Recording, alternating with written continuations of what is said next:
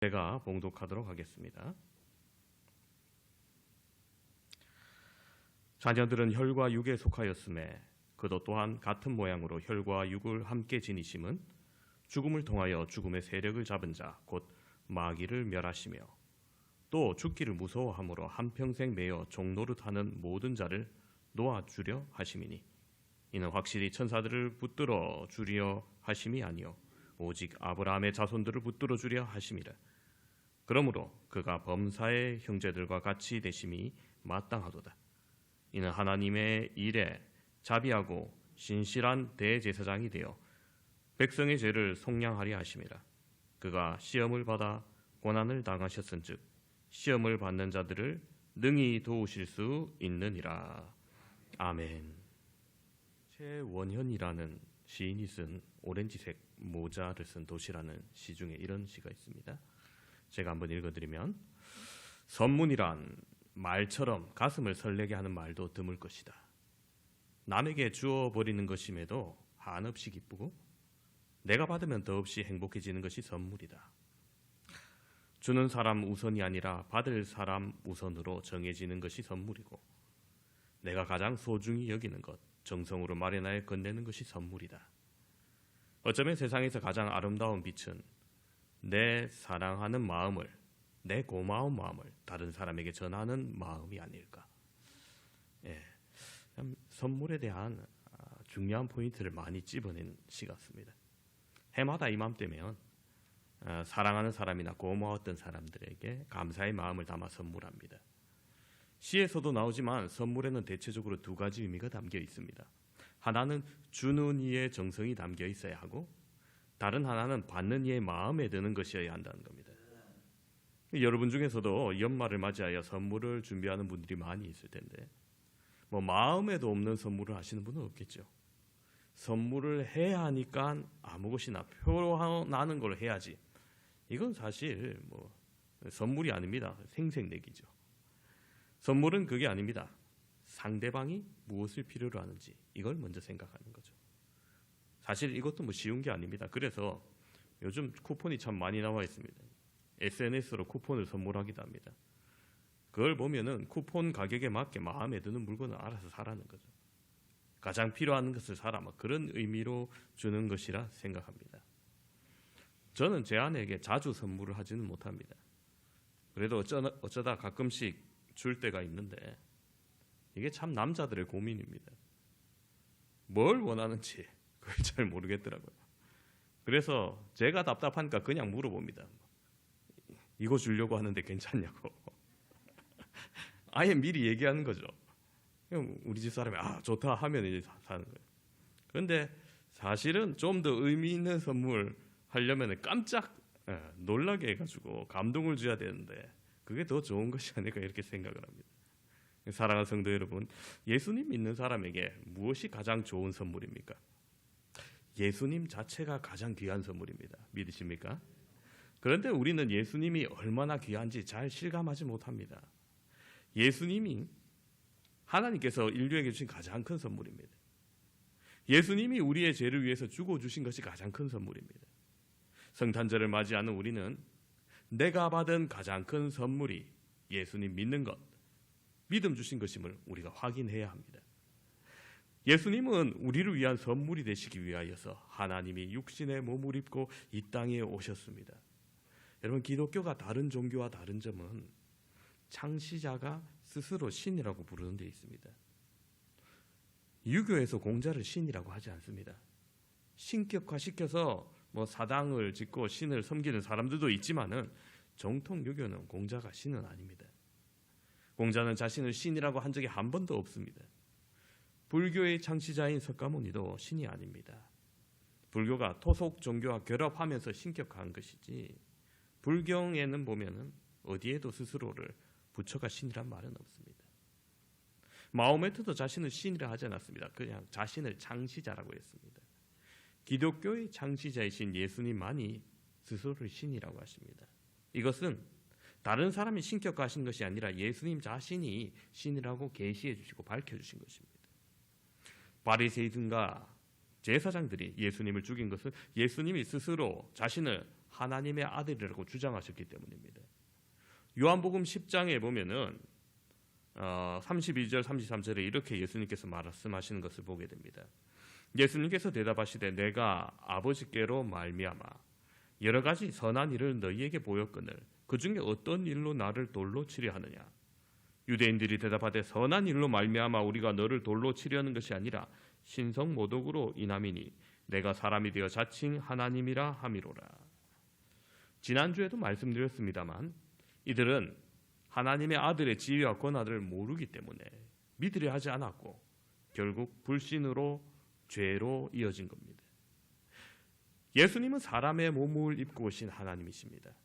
이것은 세상에서 일어난 일 중에 가장 신비한 일입니다. 무슨 이유로 신이신 예수님이 인간이 되셔야 했나요? 하나님이신 그분이 인간으로 오신 이것을 신학적인 용어로 성육신이라고 하는데 오늘 말씀에서 그 이유를 이 히브리서가 설명해 주고 있습니다. 성육신의 이유 첫 번째는 사람의 몸으로 세상에 오신 선물이십니다. 예수님께서 완전한 인간으로 오셨습니다. 배고픔을 느끼시고 목마른 것도 느끼셨습니다. 피곤하셔서 잠들기도 하셨습니다. 지성도 우리와 같았습니다. 예수님께서 배워서 어린 시절부터 지성이 점점 늘어났습니다. 가르침도 받았습니다. 정상적인 발육 과정을 통하여서 몸이 성장하셨습니다. 성장하시기도 하셨고 분노하기도 하셨습니다. 사랑하기도 하셨고 안타까워하기도 하셨습니다. 그러나 사람들의 마음이 어둡고 영적인 것을 볼 수 없어서 하나님이 인간으로 오신 신기한 사실을 바로 인식할 수 없었습니다. 사람들이 이 사건을 전혀 이해하기 어려웠던 것은 세상에 그와 비슷한 일이 존재하지 않았기 때문에. 여러분, 옛날 어머니들과 요즘 어머니들 차이가 뭔지 아십니까? 옛날 학부모와 요즘 학부모의 차이는 공부에 있어서 훨씬 요즘 학부모가 헌신적이라는 거예요. 저희 어머니는 제가 고등학교 2학년 때인가 3학년 때인가 이제 독서실에서 공부를 하다가 밤에 기도하다가 늦었어요. 그래서 그때만 해도 핸드폰이 없으니까 공중전화로 집에 전화를 걸어서 지금 기도한다고 늦었다고 하니까 우리 어머니께서 하시면서 네가 지금 밖에 있었냐고 이러시더라고요. 아들이 뭘 하든지 알아서 하겠지 했고 신경을 안 쓰는 거예요. 그런데 요즘 어떻습니까? 아예 독서실 앞에 데리러 차를 타고 딱 기다리고 계시죠. 어떻게든 아이의 시간을 조금 더 줄여가지고 왔다 갔다 하는 시간을 줄여서 좀 더 공부하게 하려는 거예요. 요즘 정말 대단합니다. 학구열이. 아이들이 성공하는 데 도움이 된다면 정말 못할 짓이 없어서 용감합니다. 그런데 요즘 어머니들 못하는 게 있어요. 아이들 공부 못하는 걸 참아주지 못합니다.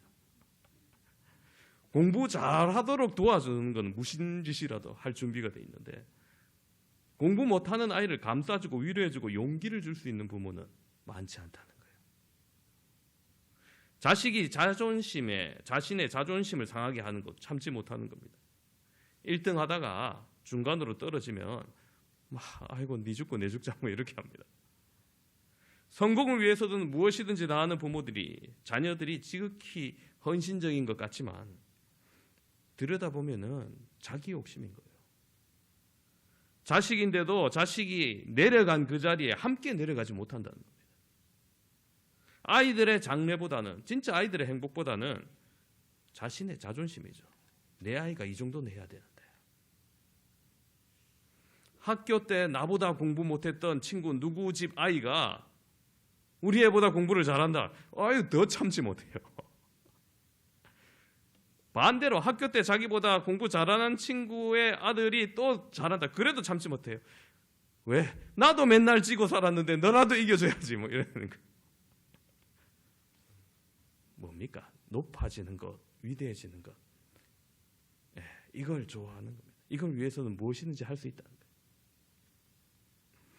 그러다가 낮아지는 건 못하는 거예요. 견디지 못합니다. 공부 잘하는 아이를 위해서라면 학비를 내느라고 밤잠을 자지 않고 일하는 거 쉽습니다. 제가 아는 분의 동료 이야기를 들었는데 이분이 도시공사를 다니는 분인데 그 도시공사에서 제일 꺼려하는 보직이 있다고 합니다. 뭐냐면은 저기 화장터예요. 거기 가면 늘 장례식 하는 거 보고 사람 우는 거 보고 하니까 사람이 그냥 이제 계속 엉들리고 스트레스 받고 힘들고 그런 거예요. 근데 자기 동료들 중에 한 명은 늘 그 보직을 스스로 신청한다는 거예요. 왜 그런 거 했더니 남들이 꺼려 하니까 거기가 급여가 더 많다는 거예요. 아니 그래도 다 먹고 살만한데 왜 거기를 택하니까 더 많아진 급여로 학원들 자녀들 최고의 학원을 보내야 되기 때문에 그것을 늘 지원한다는 거예요. 그만큼 자녀 공부시키기 위해서 자신의 삶을 완전히 포기하는 거죠. 근데 여러분 반대로 아이들이 죄짓고 경찰서 갔을 때 자신이 죄인인 것처럼 경찰한테 무릎 꿇고 비는 거 더 어려워합니다. 그게 더 해야 될 일인데. 하지만 부모이기 때문에 문제가 되진 않죠. 부모는 자식이 죄를 지었을 때 함께 그 죄의 책임을 집니다. 우리 하늘에 계신 우리 아버지 하나님은 우리의 진정한 아버지 되시기 때문에 죄인을 위하여 하늘 영광 버려두고 이 땅에 보내신 겁니다.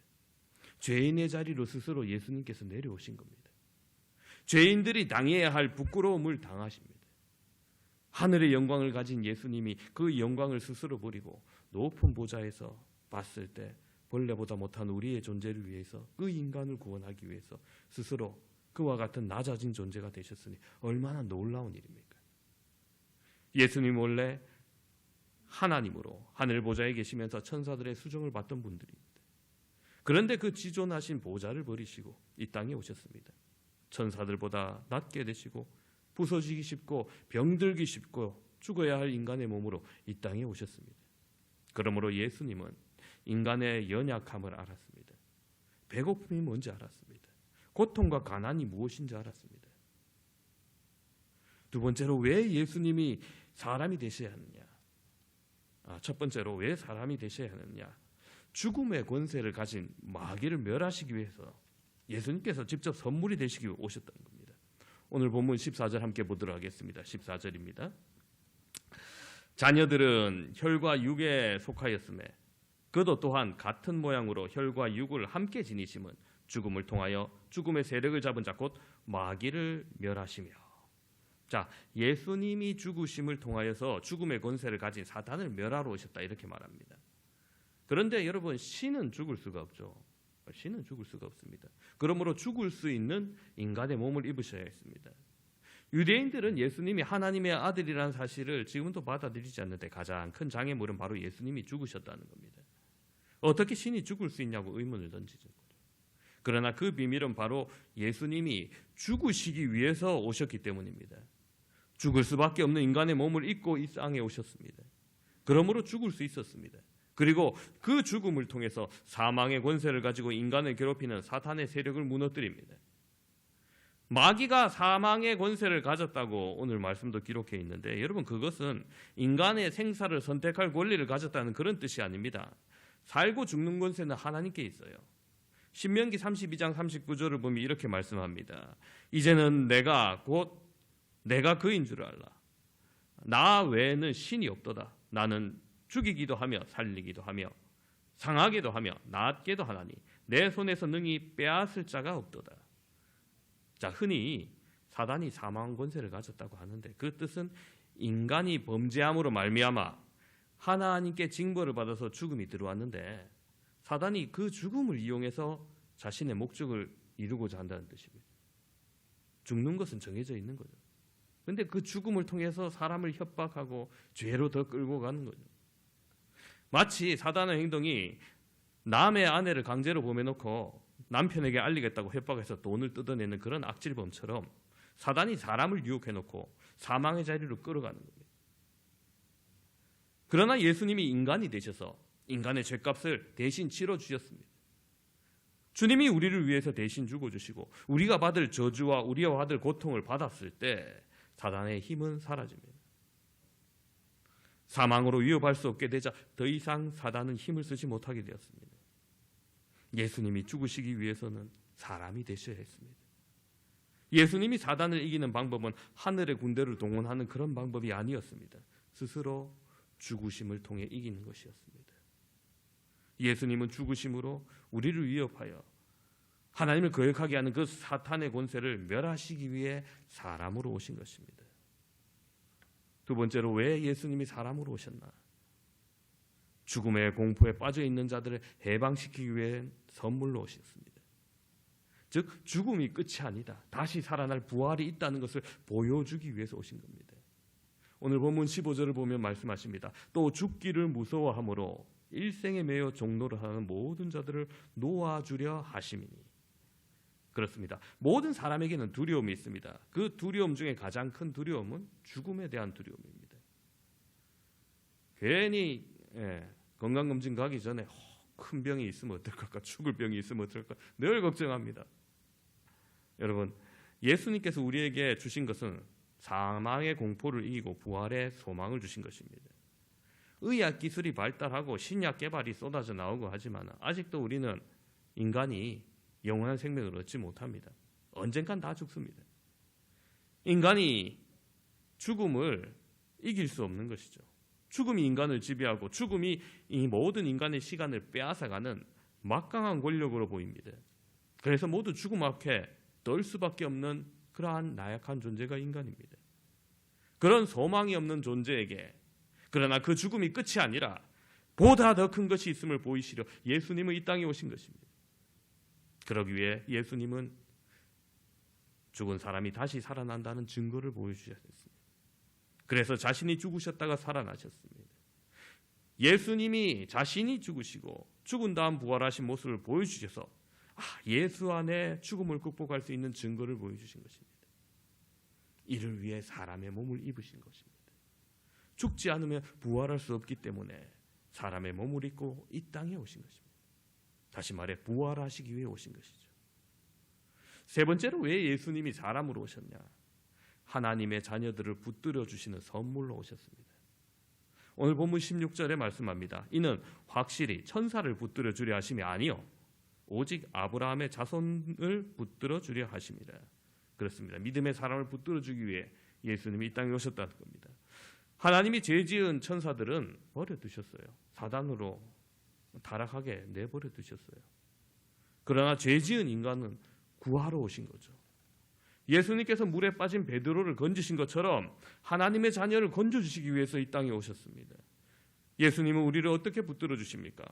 대제사장이 되셔서 붙들어 주신다고 말씀합니다. 오늘 17절 말씀을 보시면 그러므로 그가 범사의 형제들과 같이 되심이 마땅하도다. 이는 하나님의 일에 자비하고 신실한 대제사장이 되어 백성의 죄를 속량하려 하심이라. 그렇습니다. 옛날 이스라엘의 대제사장은 백성이 죄를 지으면 그 죄를 가지고 하나님께 나아가 대신 용서를 구했습니다. 대신 용서를 구한다는 점에서 대제사장과 예수님의 역할은 동일합니다만 그러나 예수님과 이스라엘의 대제사장이 다른 점이 세 가지가 있습니다. 첫 번째는 제사장들은 죄값으로 짐승을 잡아서 드렸습니다. 죄의 값은 사망이기 때문에 죄 지은 사람 대신해서 짐승이 죽은 겁니다. 그러나 예수님은 자기 몸을 제물로 드리는 겁니다. 제물은 죽여서 드려야 합니다. 예수님도 제물이 되셔서 죽으셨습니다. 죽기 위해서 인간이 되신 거죠. 두 번째로 제사장들은 자기들도 죄인이기 때문에 자신을 위해서 먼저 제사를 드리고 백성을 위해서 제사를 드려야 했습니다. 그러나 예수님은 죄가 없으시기 때문에 자신을 위해서 제사를 드릴 필요가 없는 거죠. 세 번째로 대제사장은 죄 지을 때마다 반복해서 제사를 드려야 했습니다. 그러나 예수님은 한 번에 모든 사람들을 모든 죄를 해결하셨습니다. 예수님은 사람들이 받을 시험을 함께 받으심으로 돕습니다. 오늘 본문 18절에 이렇게 말합니다. 그가 시험을 받아 고난을 당하셨은즉 시험 받은 자들을 능히 도우실 수 있느니라. 그렇습니다. 물에 빠진 사람을 구하기 위해서는 물에 뛰어들어야 되는 거죠. 예수님은 시험 받은 인간을 구원하기 위해서 시험을 받을 수 있는 인간이 되셨습니다. 왜냐하면 신은 시험을 받을 수 없기 때문이죠. 예수님은 고난을 받고 시련을 당한 사람들과 같은 길을 걸으셨기 때문에 그들을 도우실 수 있습니다. 그 마음을 이해하십니다. 예수님은 천사들과 다릅니다. 천사들은 고통을 체험할 수 없었습니다. 그러나 예수님은 세상 사람들이 겪는 모든 시련과 아픔을 다 겪으셨기 때문에 다 체휼하셨기 때문에 사람들을 불쌍히 여기시고 도와주시는 것입니다. 우리의 연약함을 너무나 잘 아시기 때문에 붙들어 주신다는 거예요. 우리가 이 은혜에 힘입어 주님께 간구하고 연약한 모습을 보여도 또 주님 앞에 나와 은혜를 간구하는 겁니다. 이것이 예수님께서 사람의 몸을 입으신 이유입니다. 오늘 이 성탄의 예배에 함께 나오신 사랑하는 성도 여러분, 이 말씀을 정리합니다. 하나님의 아들 예수님이 사람의 몸을 입고 이 땅에 오신 것은 우리에게 가장 큰 선물입니다. 예수님께서 왜 이 땅에 사람의 몸을 입고 오셔야 했나? 첫 번째로 예수님이 사람의 몸으로 세상에 오셔서 죽으심으로 사람을 위협하여 자기를 순종케 하는 사단의 권세를 무력화하신 겁니다. 죽기 위해 오신 거죠. 두 번째로 우리의 죽음의 공포를 해방시키기 위해서 오시는 겁니다. 스스로 부활의 첫 열매가 되어서 죽음이 내가 아님을 우리로 하여금 죽음의 공포에서 담대함으로 이기게 하시도록 그렇게 하기 위해서 오신 겁니다. 세 번째로 왜 이 땅에 오셨냐? 우리를 붙들어 주시기 위해 오셨다는 겁니다. 우리가 육체를 가지고 있기 때문에 당하는 모든 시험과 역경을 예수님도 당하셨기에 우리를 도우십니다. 직접 겪으셨기에 우리를 이해하십니다. 예수 그리스도는 그렇게 우리에게 가장 귀한 선물입니다. 오늘 우리가 받은 이 예수 그리스도에 대한 선물, 여러분 그것을 가장 귀하게 여기시길 바랍니다. 뭐 돈 많은 것, 공부 잘하는 것, 잘생긴 것, 그거 자랑하지 마시고 예수님 믿게 된 것을 자랑하시길 바랍니다. 우리에게 가장 귀한 선물은 예수님이십니다. 가장 귀한 재산도 예수님이십니다. 이 아름답고 복된 소식, 오늘 성탄의 소식입니다. 이날에 여러분 세상에서 가장 귀하고 복된 선물 예수 그리스도를 이미 받으셨습니다. 아기 예수의 탄생과 구원의 은총을 가슴 깊이 새기시고 주님의 탄생을 찬양하는 복된 날 되시기를 우리 주 예수 그리스도의 이름으로 축원합니다. 기도하시겠습니다.